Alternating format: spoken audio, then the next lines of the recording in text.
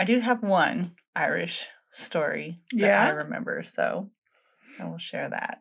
All right, Miss Irish, hit me with it. Okay. So, Fair, Brown, and Trembling is the Irish Cinderella story. And the names of the three daughters. They're three daughters of a king. Mm-hmm. Now, why they're living in a house by themselves without the king, I don't know what that is. But anyways, they are. And Fair and Brown are kind of pissed off because Trembling is so much prettier than they are, but she's the youngest. And they don't want her to marry before they do because, that's like a source of shame in the olden days. The oldest is supposed to marry first.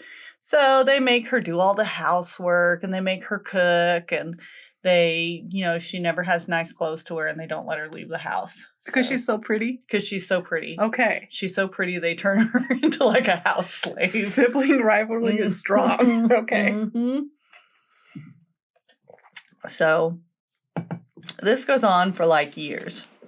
And then the son of the king of Emania, so the princess of Emania, whatever.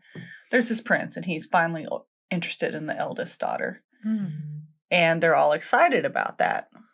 And so one of the things that the two older sisters do is they go to church, the Catholic church, and have mass and all of that. And they get dressed in their finest clothes. And then they're like, nope, Trembling, you stay home.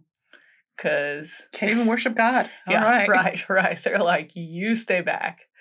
So then I guess around the time that the king's son or the prince that's interested in the eldest daughters coming to church, the hen wife, which can be a keeper of the fowl or a seer. So I think she's kind of along the lines of both.